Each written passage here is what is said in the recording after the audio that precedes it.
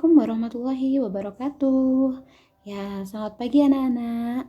Nah, berjumpa lagi dengan Buria di Buria Edu Channel. Oke, jadi pada hari ini kita akan membahas materi tentang anabolisme. Nah, anabolisme itu adalah kebalikan dari reaksi katabolisme. Kalau katabolisme kemarin adalah proses pemecahan suatu molekul kompleks menjadi molekul sederhana, maka anabolisme adalah proses penyusunan atau pembentukan molekul sederhana menjadi molekul yang kompleks.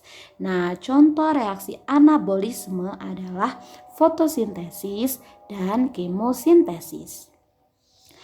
Nah, kemosintesis adalah reaksi pembentukan molekul kompleks dari molekul sederhana dengan menggunakan energi yang berasal dari oksidasi senyawa kimia. Nama saja kemosintesis berarti menggunakan senyawa kimia. Nah, contoh organisme yang melakukan kemosintesis adalah organisme kemoautotrof. Contohnya adalah bakteri belerang atau Thiobacillus yang mengoksidasi hidrogen sulfida menjadi sulfur. Bakteri nitrit, contohnya Nitrosomonas dan Nitrosococcus yang mengoksidasi amonia menjadi nitrit, dan bakteri nitrat atau Nitrobacter yang mengoksidasi nitrit menjadi nitrat.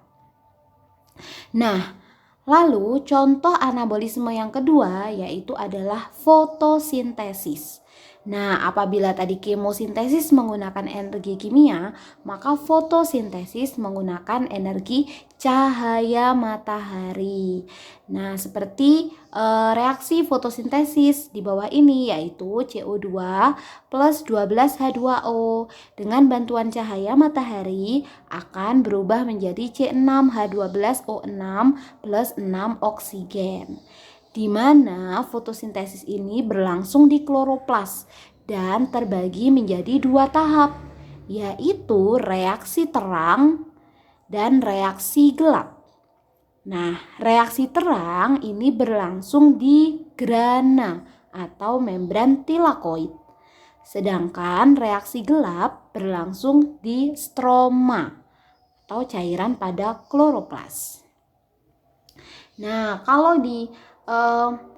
kalau kita lihat di sini ya, ini adalah struktur kloroplas. Nah, bisa dilihat grana ini adalah tumpukan tilakoid, ya kan?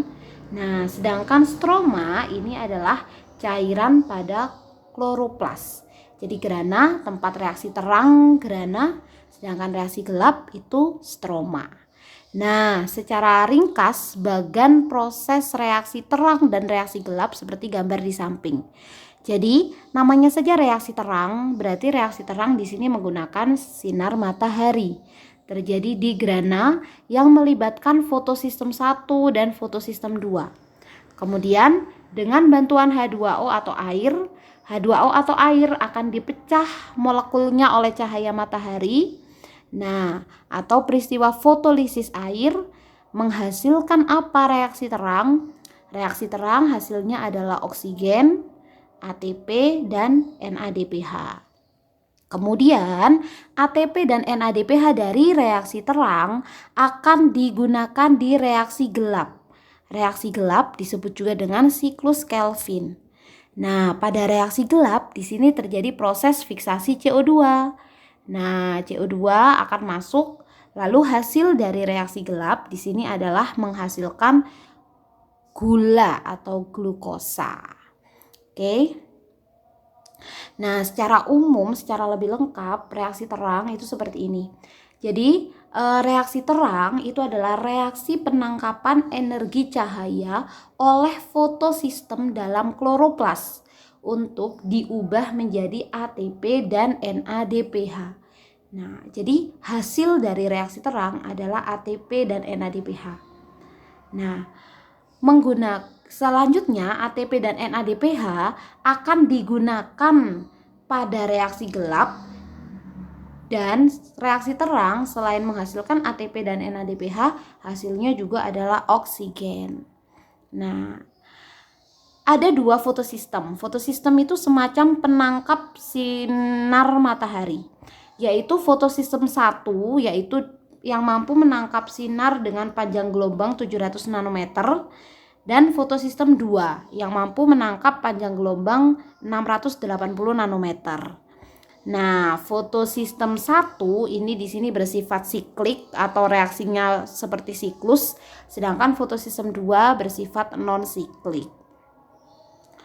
Oke. Sedangkan reaksi gelap atau disebut juga dengan siklus Kelvin-Benson adalah rangkaian reaksi penggunaan ATP dan NADPH. Nah, jadi ini kata kuncinya. Kalau tadi reaksi terang adalah penghasilan ATP dan NADPH, reaksi gelap ini penggunaan ATP dan NADPH dari reaksi terang untuk membuat glukosa. Nah, siklus reaksi gelap itu dibagi menjadi 3 tahapan utama. Tahap pertama di sini adalah fiksasi. Fiksasi itu artinya pengikatan. Yang diikat apa? CO2. Jadi CO2 akan diikat oleh RUBP. Nah, ini RUBP itu ribulosa bifosfat. Jadi RUBP berikatan dengan CO2 membentuk yang namanya PGA. Nah, ini PGA. Nah, bisa dilihat di sini ya, PGA selanjutnya akan mengalami tahap kedua, yaitu tahap reduksi. Reduksi itu adalah peristiwa pengubahan PGA menjadi PGAL. G3P itu disebut juga dengan PGAL. Nah, pada tahap reduksi ini bisa dilihat ATP dan NADPH digunakan. Dari mana ATP dan NADPH ini? ATP dan NADPH berasal dari siklus reaksi terang. Jadi digunakan di tahap reduksi. Selanjutnya PGAL. PGAL ini kan di sini terlihat ada 12 molekul PGAL atau 12 molekul G3P. Yang 2 molekul PGAL digunakan untuk sintesis glukosa atau fruktosa. Sedangkan yang 10 molekul PGAL, nah 10 molekul PGAL sisanya digunakan untuk regenerasi RUBP kembali. Gitu. Jadi siklus reaksi gelap atau Kelvin-Benson terdiri dari 3 tahapan. Yang pertama adalah fiksasi CO2 oleh RUBP membentuk PGA. Kemudian tahap kedua adalah reduksi PGA menjadi PGAL dengan menggunakan ATP dan NADPH dari reaksi terang. Kemudian yang ketiga terjadi 2 macam tahapan. Yang 2 molekul PGAL akan terjadi proses sintesis glukosa atau sintesis gula. Nah, sedangkan yang 10 molekul PGAL digunakan untuk regenerasi RUBP kembali. Oke, jadi itu tentang anabolisme. Silahkan apabila ada pertanyaan, kalian bisa diskusikan di grup WA atau di kolom komentar. Sekian, wassalamualaikum warahmatullahi wabarakatuh.